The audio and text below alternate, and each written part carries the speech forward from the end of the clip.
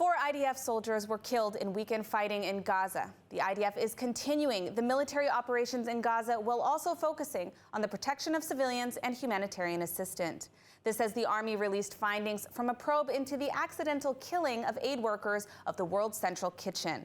More from ILTV's Steve Leibowitz. An officer and 3 soldiers from the Commando Brigade Training Center were killed after gunmen came out of a tunnel in a destroyed building, opening fire at troops carrying out a patrol in Khan Yunis. The operatives managed to flee back into the tunnel. Nearby, a tank came under RPG fire by another cell in the area. The tank returned fire, killing members of the terror cell.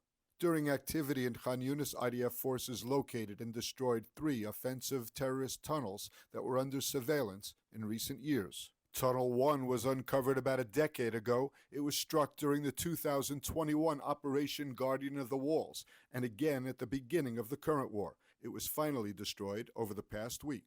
Tunnel 2 was uncovered in 2014. It crossed into Israeli territory and has now been destroyed. Tunnel 3 was destroyed in the past few weeks. It was uncovered in 2019 with one branch crossing a few hundred meters into Israeli territory. It's since been under full control of the IDF. The tunnel has been struck and the branch that crossed into Israeli territory neutralized.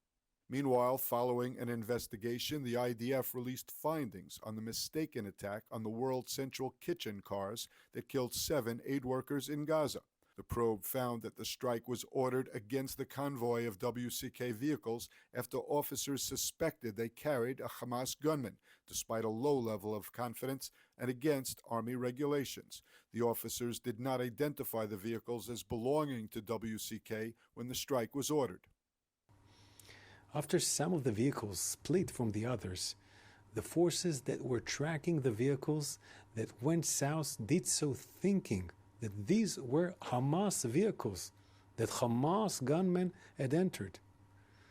This operational misidentification and misclassification was the result of internal failures that led to a critical information regarding the humanitarian operation to not go properly down to the chain of command. 2 senior officers were dismissed and several other top commanders in the IDF formally censured for their involvement in the deadly drone strike. After the IDF Chief of the General Staff, Lieutenant General Herzi Halevi, accepted the findings, he ordered several disciplinary actions to be taken immediately